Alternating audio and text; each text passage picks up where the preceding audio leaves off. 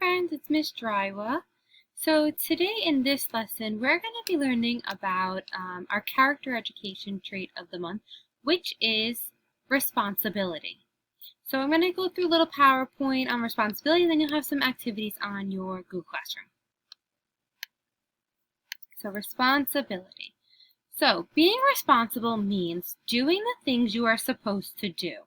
So what that means is, as a student, there are some things that you're supposed to do, like do your work, right? Come to school, be prepared.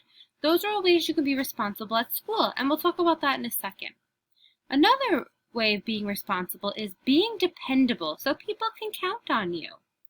So if you say you're going to do something, you have to do it. That means you're dependable. People are going to depend on you. If you say you're going to be somewhere and you don't show up, people are not going to be able to depend on you. That means they can count on you. That means like next time they need something or they call you, they know you're going to be there and you're going to help them. Another being responsible is accepting the consequences, both positive or negative, of your actions. So sometimes when we do something, there is sometimes a positive consequence or a negative consequence. A consequence is just something that happens after you do something or you say something. So if I say good job to my friend, the positive consequence is they're going to be happy and they're going to say thank you. Or if I say, haha, you got the answer wrong, the negative consequence is they might get upset and cry, and that person might not want to be my friend anymore. Okay, so then we have, where do we need to be responsible? Well, I already said that we should be responsible in school, and we should also be very responsible at home. But really, we should be responsible everywhere, every day in our lives, right? Think about teachers. We have to be responsible at school. We're responsible for teaching our students. We're responsible for keeping them safe while at school. We're responsible for, giving you work. We're responsible for lesson plans. We have a lot of responsibilities. We have to keep communication with your parents, right? To keep them updated on how things are going. And then students have responsibilities. We have responsibilities like staying in our seat, raising our hand, and more that we're going to talk about. But then teachers go home and they have other responsibilities. When I go home, I'm responsible for taking care of my pets. I'm responsible for cleaning my house.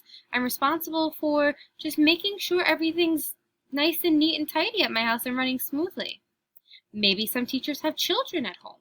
They're then responsible for their own children after being responsible for their students. So responsibility can go everywhere.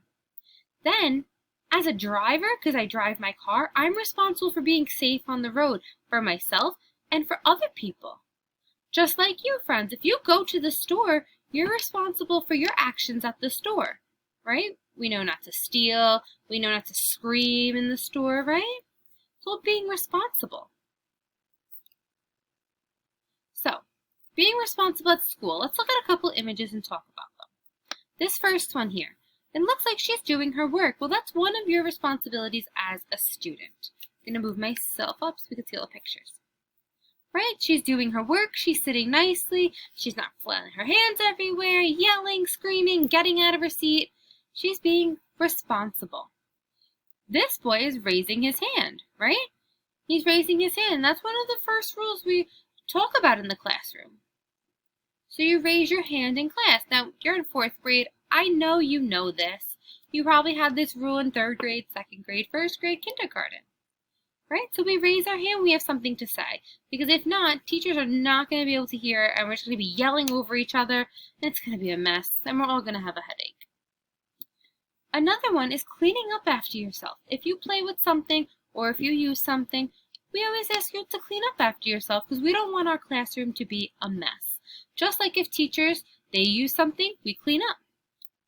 And one of your responsibilities is being kind at school, right? We don't want to be mean or rude to our friends. We say to be kind all the time to our friends. Now we have some responsibilities at home, and this may be different for everyone. Because if you don't have a pet, you're not going to be responsible for a pet at home, right? So it might change by different houses, but for the most part, these are some responsibilities that we might have to do at home. The first one is when you have homework. That's your responsibility when you go home. It's still a student responsibility, but it carries over into the home. Then we have, if we look at this one, it looks like she's putting away all of her clothes. That might be one of your responsibilities if mommy or daddy washes your clothes, and then you have to put it away. Now they're playing with a lot of toys, so when they're done, odds are their responsibility is to clean it up, just like you might have. You don't leave your toys everywhere in the house. What if you left your toys in the kitchen and then maybe mommy was cooking dinner and she slipped on them? She could get hurt. So it's your responsibility to clean up after yourself. It looks like they're making their bed. That's one of my responsibilities. I have to make my own bed. My mom doesn't come in and make my bed for me. And vacuuming, right? Maybe you have chores at home. Maybe it's not vacuuming, but maybe you have other chores at home that you have to be responsible for and do every week. And then, like I said, having pets. Ms. Driver, myself, I have a lot of pets. So I have to be responsible for taking care of them. And that includes feeding them, walking them, playing with them, buying them toys, bathing them. I have to cut their nails. I brush them. It's a lot of work. It's a lot of responsibility.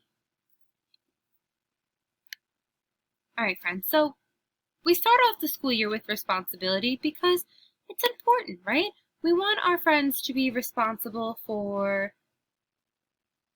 everything. Your schoolwork, your homework. We just want you to be responsible and do what you have to do, especially at 4th grade now.